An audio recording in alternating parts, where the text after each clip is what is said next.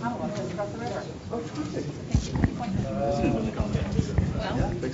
we take very good care of our citizens.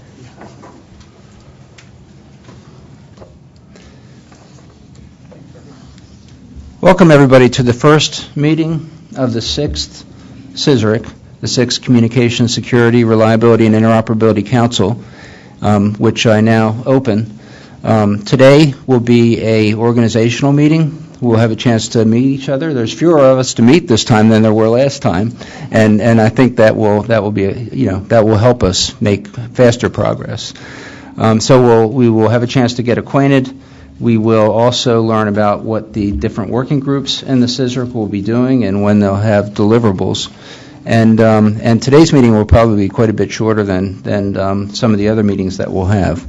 But first, I'll turn the floor over to our chairman, who will have a few marks to open the CSRIC.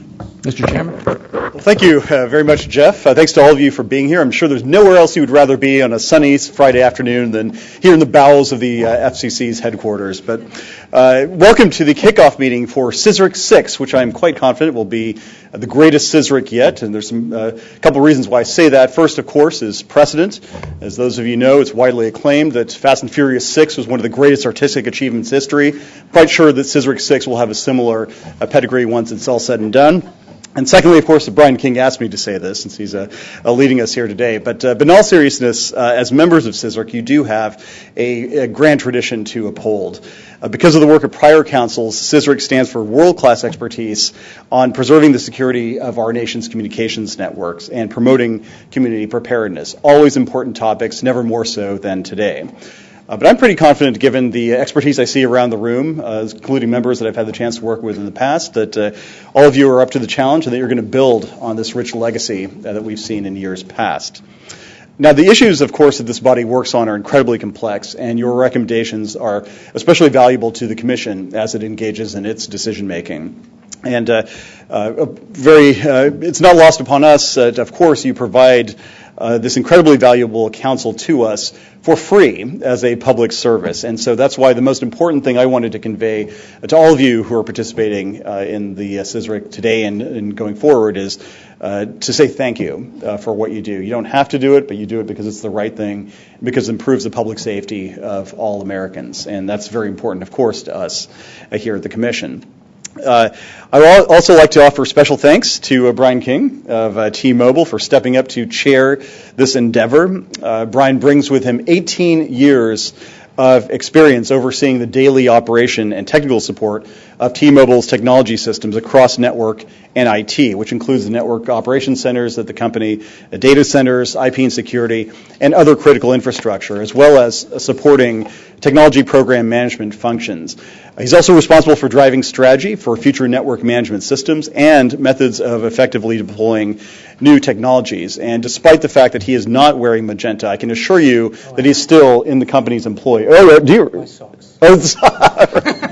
Always on message. I like that. So, I'd also like to welcome two new members who have joined the council since the initial public notice. That is Charlotte Field of Charter and Holly Waite of APCO.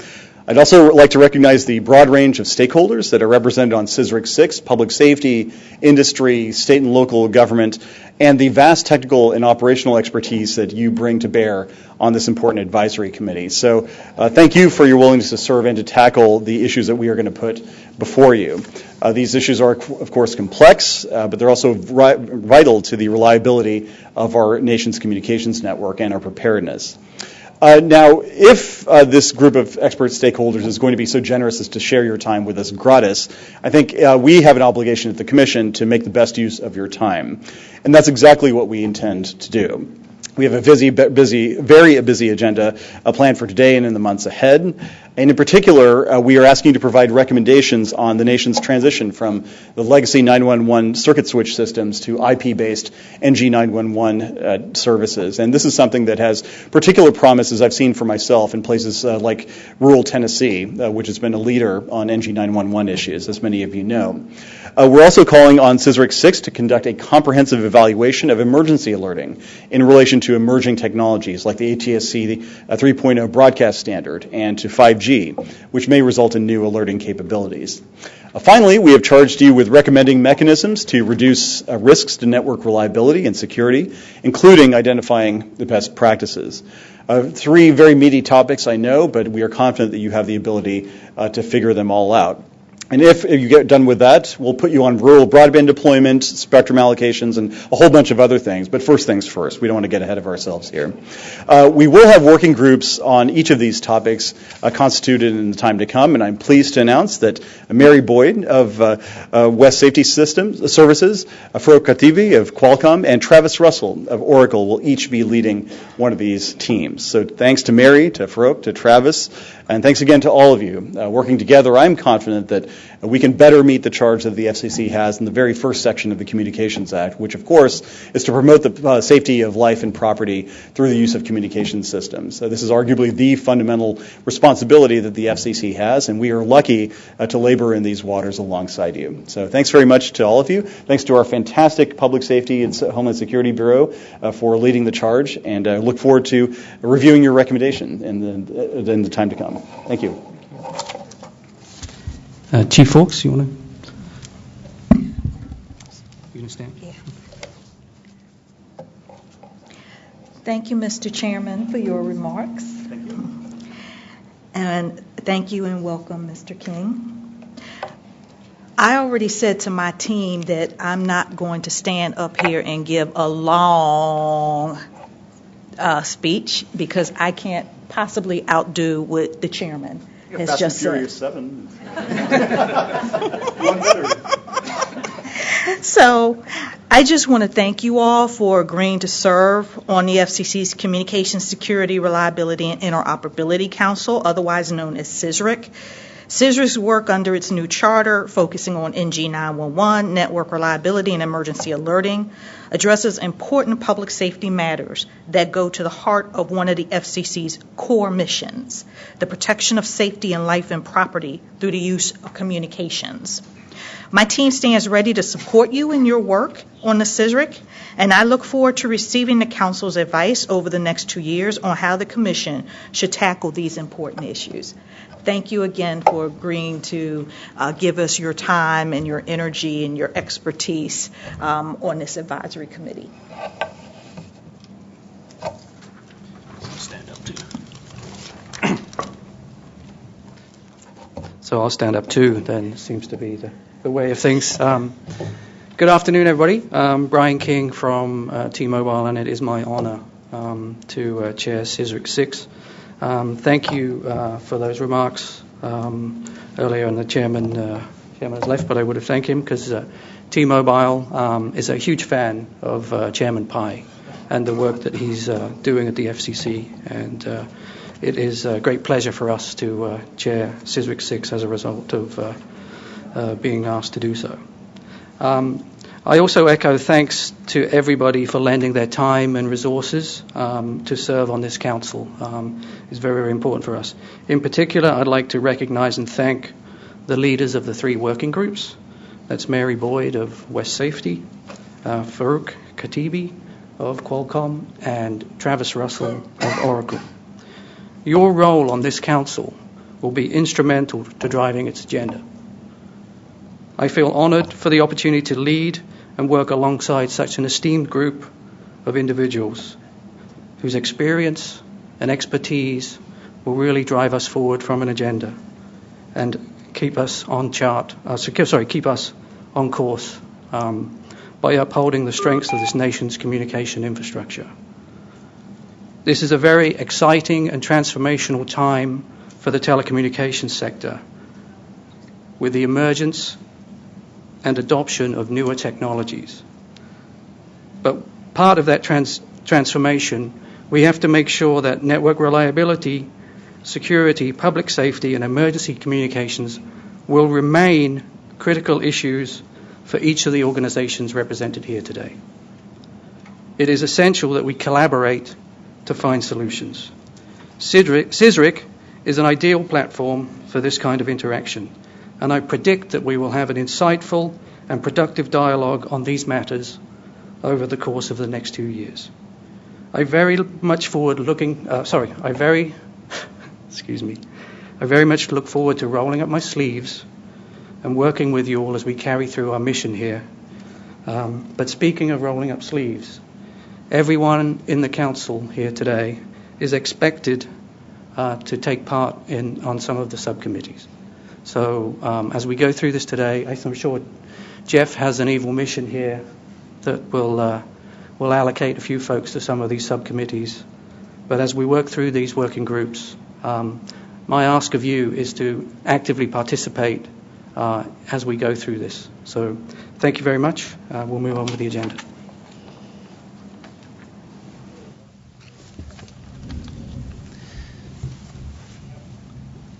Paula Silverthal was going to speak next, and I'm not sure if she's in the room. Paula, if you're here,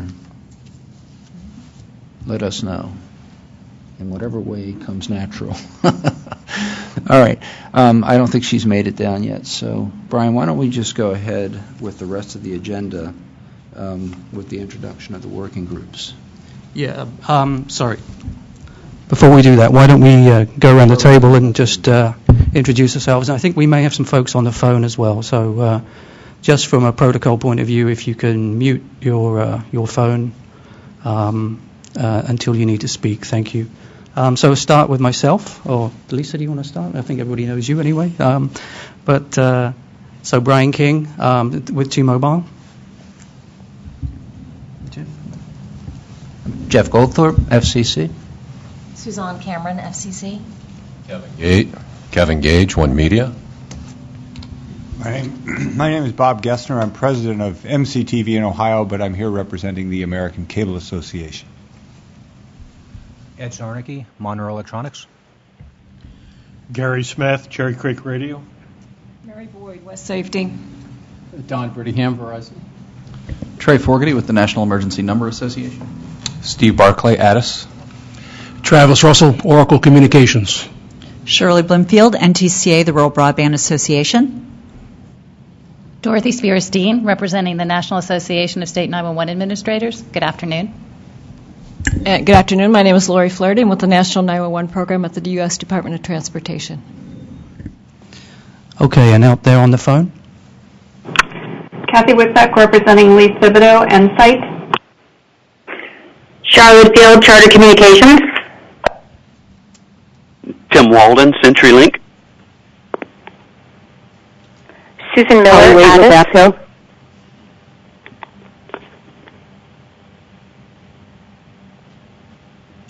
Farouk Katibi, Qualcomm. This is Budge Courier. I'm representing California Office of Emergency Services. Francisco Sanchez, Harris County Office of Homeland Security and Emergency Management in Texas.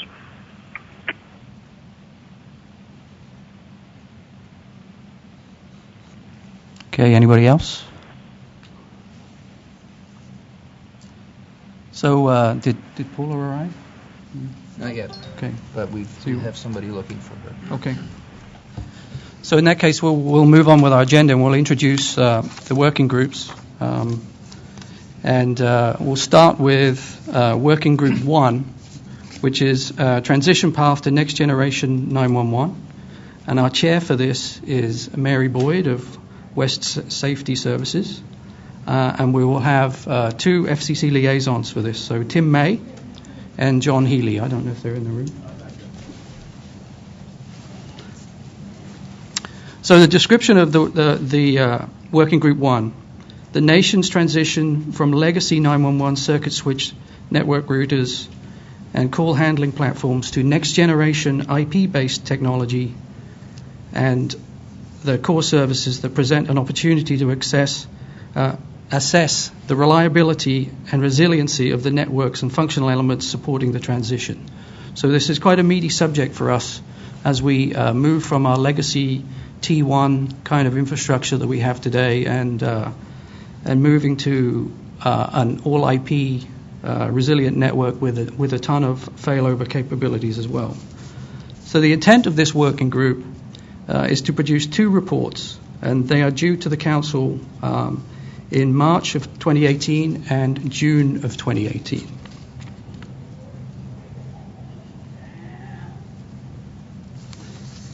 So that's Working Group 1. Working Group 2 which is a comprehensive reimagining of emergency alerting, is headed up by Farouk Khatibi of Qualcomm, who's on the phone with us today. His FCC liaisons are Stephen Carpenter and Austin Randazzo. I hope I got that name right. Hopefully they're in the room somewhere. Okay, thank you. And the description of this working group. The Commission directs CSRIC to conduct a comprehensive evaluation of emergency alerting and emergency technologies, such as ATSC 3.0 broadcast and 5G. These new technologies may result in new alerting capabilities. As part of this evaluation, this working group should develop recommendations for CSRIC's consideration on ways to streamline, simplify, and modernize existing systems, including emergency alert system.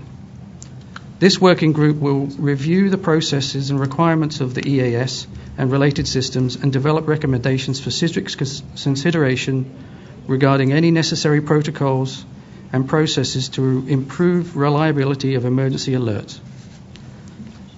It is expected that this group will produce 2 reports too, one in June 2018 and the other in December of 2018.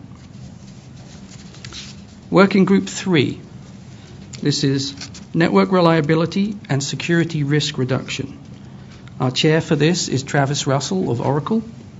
His FCC liaisons, who are probably staring at the back of my head right now, are Stephen McKinnon and Vern Mosley. For this working group, the FCC has directed us to recommend mechanisms to reduce risks of network reliability and security, including best practices to mitigate network reliability and security risks associated with diameter protocol and industry standard for connecting and authenticating subscribers to mobile networks. Number 2, mechanisms to best design and deploy 5G networks to mitigate risks to network reliability and security posed by the proliferation of the Internet of Things and open source software used in 5G networks. And number 3, best practices and tools to improve the reliability and reduce the risks of in-IP-based network protocols. The working group will identify and examine security risks to wireless protocols, for example, diameter, impacting network reliability. Once the security risks have been identified and examined for their impact on network reliability, the working group will propose to CSRIC recommendations including best practices to mitigate these risks. This group will produce 3 reports due to the Council's vote on March of 2018, September of 2018, and March of 2019. So I'll pause there for a moment for questions. If you've got questions in the room, just move your tent card up for that.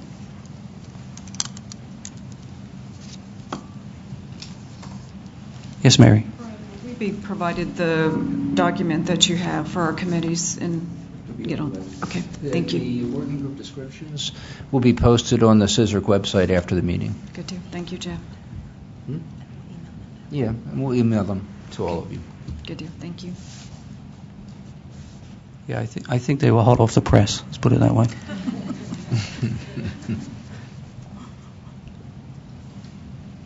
Okay, any questions on the phone?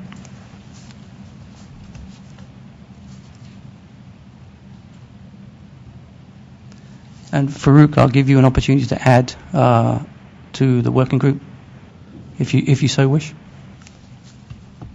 And thank you very much, Brian. I think you covered it very well. We have quite a lot of activity already with respect to wireless emergency alert. But as you said, there are other pieces of puzzle that we need to consider, such as ATSC 3.0, social media, TV, radio, and etc. So, and also we have activities going on earthquake and tsunami early warning. So, putting all those pieces of puzzle together to make a comprehensive emergency alerting would be a very interesting task that I'm looking forward to following up. Thank you for giving me the opportunity to add. Thank you for for leading that work group. Very important for us. Travis, anything you want to add for the team? I think it was pretty all-inclusive. I'm glad to see IoT on there because I think that's going to be pretty critical. And diameter actually was the recommendation we made in CSRIC 5 to continue work in that area. So I think you covered it all. Okay, I think you'll have an opportunity to address BGP as well during that working group as well when we get the full description out.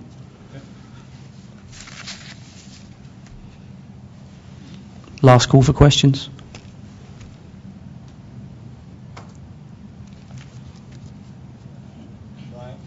I'm just curious if there's been a system or a process developed to determine in this group of 20 or so who will serve on which working group. Voluntary, breaking up industry groups? I mean, what's the process there? Yeah, I think that's part of the evil plan that Jeff has that I was talking about. So I'll let you talk to that. Yeah, if I'm going to be evil, at least I can pick my evil, right? We have some ideas that we'll be in touch with you to talk to you about. So we've given it some thought, and we'll be reaching out to speak with all of you about where we think it would make sense for you to contribute, which working group or groups we could use your help on, and we'll talk about it then. Okay. Okay. Thank you. I would just say thanks in advance for, again, active participation as we go through that. And no doubt Jeff will be drafting in, Jeff and Susan will be drafting in additional technical expertise for those working groups as well outside of this committee. So you guys are not on your own, but there is an expectation that there's going to be active participation. Okay, and so we have Paula in the room. Sorry. Sorry, I had the wrong time on the scheduler, so I was at lunch. So some of you, if you're old-timers on this committee, have heard this before, so I apologize if I'm repeating myself here. But I'm just trying to hit the basics, and we'll keep this short. As you all know, the Federal Advisory Committee Act, which is in Title V of the Code, Appendix 2, it governs our operations as well as implementing rules by GSA. And there are a couple of guiding principles. Openness, which is why all the meetings of the full committee are open. Balanced membership, GSA actually screens for that. They don't want just one segment of an industry or public officials covered. And public accountability. And towards that end, we have timely notice of meetings, and we really try to abide by that 15 days in advance in the Federal Register. But since not everyone reads that, we also post it on websites and send out emails and try to coordinate schedules. For the most part, meetings have to be open, but sometimes they can be closed. And so I'm alerting you to this in case you're discussing issues where there are confidential technologies, where there are security matters that you wouldn't want the world to know about. And if you anticipate that coming, this is actually pretty important, please get in touch with Jeff or Suzanne, because there are ways we can go through that are totally legitimate to close meetings. And we wouldn't close the whole meeting, just the part that was about something that you felt was security sensitive or trade secret to your organization, that type of thing. But it requires sign off by the General Counsel's office and the Chairman's office, and there are just little steps that have to be gone through. All of our documents that go to the full committee are publicly available. Typically and if there is something that you submit, same thing, to the full committee that you feel it is confidential or you want things redacted, you can do that. We have confidentiality rules because otherwise it would be subject to FOIA. And again, you can talk to our DFOs and figure out exactly how you would do that. We have specific rules for how you mark things, and you would also submit a letter with it, probably from your counsel's office, explaining why something is confidential. I don't know whether that'll happen, but it's just a useful thing to know. Everything sort of operates through your committee chairperson and vice chair and the DFO.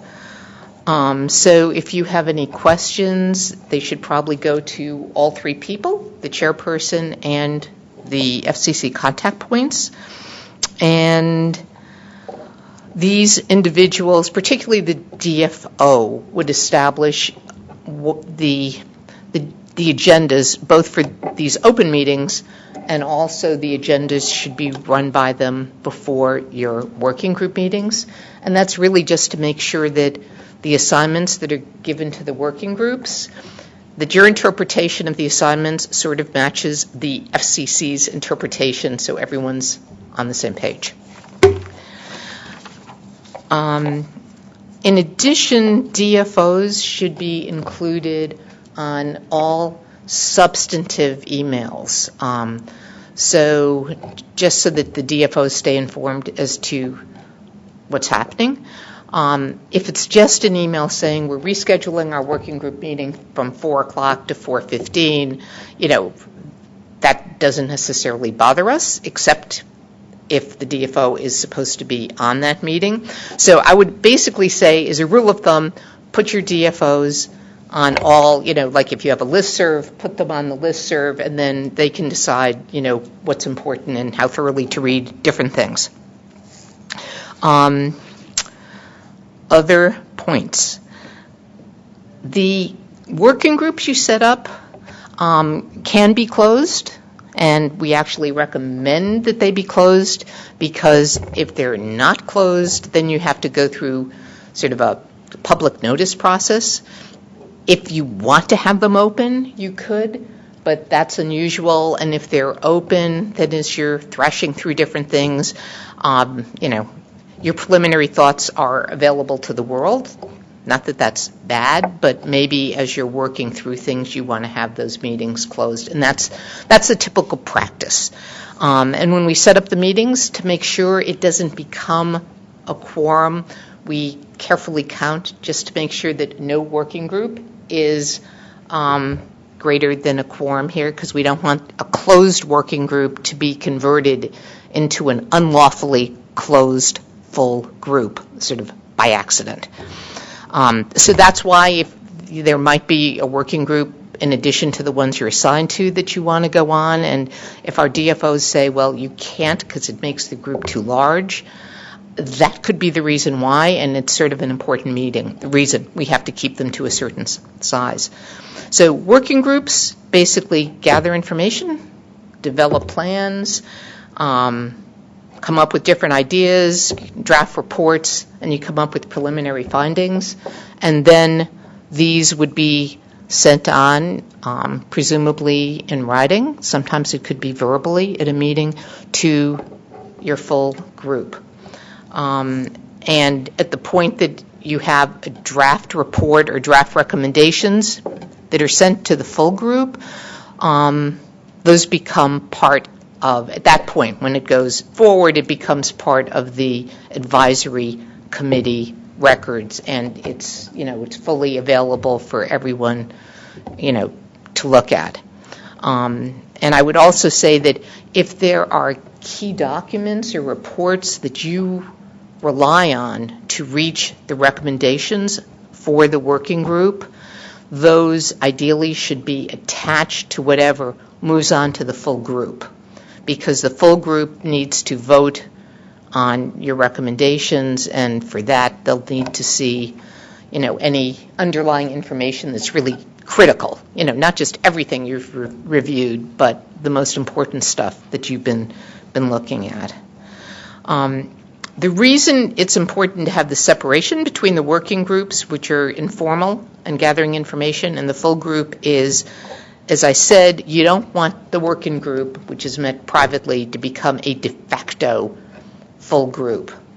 And so for that reason, when the working groups come up with recommendations, we treat them as preliminary, and they're fully debated, analyzed, amended, if necessary, up here by by all of you who are sitting here at a full committee meeting.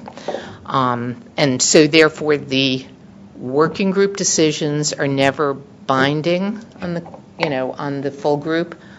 And secondarily, the working group decisions should not be going to the 5 commissioners, or should not be entered as some formal recommendation into the record if you're working on something that might be, a pending proceeding, because really it's just the individual recommendations of the working group. It's not the full committee's recommendations until it's been voted on at this point.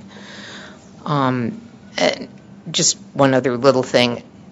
Sort of, this is the worst case scenario. This is sort of the reason I'm standing here. If you're working on something that is a working group item and it's decided behind closed doors, and then and let's say it's something for rulemaking that you'd like to submit for rulemaking, and then it's sent to the full group, and the full group just really rubber stamps it, like in 1 minute, there's sort of, okay, we have the working group recommendations, there's no discussion, and it's approved. That would be considered pretty much a rubber stamp.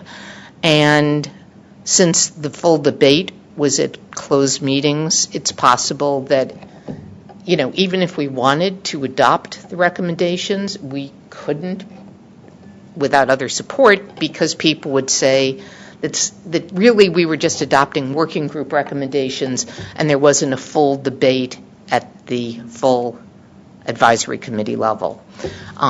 It's a rare sanction, but I know sometimes there are things that are hotly contested, and a FACA complaint is a really sort of convenient way for people to to challenge things and to bog things down. And so all you need to do is actually have a good, frank discussion about things before you adopt it, and then that argument basically disappears. That's the major stuff. Just one other practical issue that's come up from time to time, which is, anyone here is free to express his or her own views on issues if asked by a newspaper or an opinion article or in some technical journal.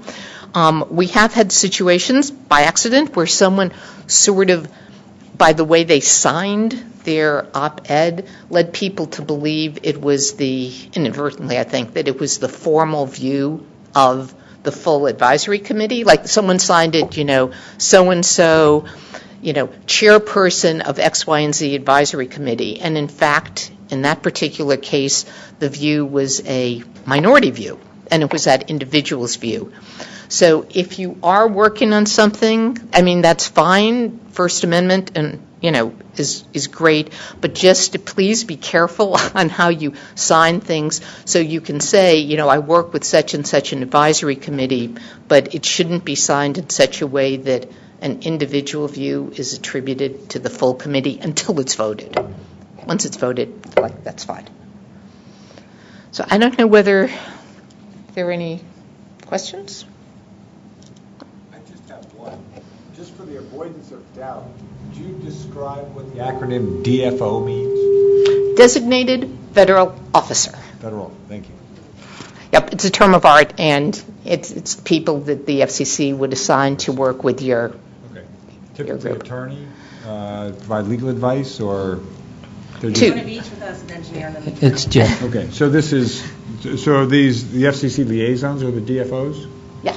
Okay. Well, there are two kinds of FCC liaisons. The working groups have liaisons who are not the DFOs. I'm the DFO. Suzanne's the deputy DFO. So, and Suzanne's an attorney, and I'm an engineer. So between the two of us, we know everything. We know everything. Here you go. Thank you. Oh, and just one other thing, right? I forgot to mention this. This is sort of a common question. So sometimes when working groups are investigating things, we're asked, gee, we'd like to, we have this really interesting question, and it can be technical, it can be policy, whatever. We'd like to send out a survey to, whoever would be involved with it. We'd like to send out a 500-person survey. We think this would be really cool. Everyone would be interested in this, and we'll get all this information. Okay, cannot do that, because if you send out a survey, it's as though the agency is sending out a survey, and we have to comply with the Paperwork Reduction Act and get advance OMB approval. So, and if you just sent it out, it would be a violation attributable, well, I think if you send it out to more than 10 people. But it would be a violation attributable to the agency. But if there is something you foresee in advance that you think it's very likely you would want some kind of a survey on, talk to your DFOs. I mean, time permitting, and if it's something that they agree that the agency might be interested in doing, we could try to handle that. I don't recommend it, but we could do it. There'd probably be, I don't know, like a 3 or 4 month lag. But so it's all about how long it would take OMB to do it. But it's not impossible if you really felt you needed the information from outside parties. I was going to say the other way you could get information is it's fine for working groups or for the full committee if there's something that's like a hot topic to ask speakers to come in to address issues you might need more.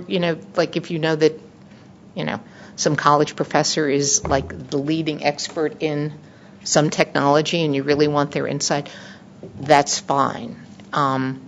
If you ask people to come in, you can sort of they can participate, you can ask their questions, pick their brain, but then when they're done speaking, they shouldn't stay for the next subject that you're moving on to because they're not a part of the working group. Then they should be nicely, escorted out. But, you can do that on whatever you want, and sometimes groups have done this instead of doing a survey. They've just figured out who are the most knowledgeable people in certain areas and had them come in and give presentations. So. Okie doke. Anything? No? Okay, thanks. Thank you, Paula. There's a lot of information. So we'll just, I guess, one last chance for Q&A on the working groups. Otherwise, we'll work to close. Anything out there on the phone? There's nothing in the room.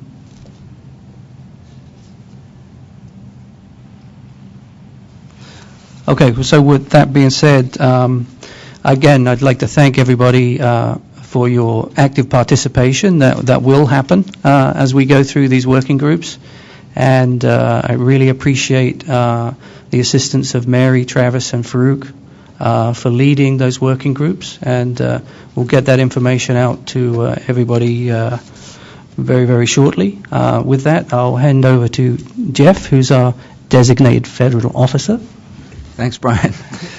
And thank you for agreeing to lead the CSRIC, and to the working group chairs, and to all of you for being here and for making the commitment of your time and talent to contribute.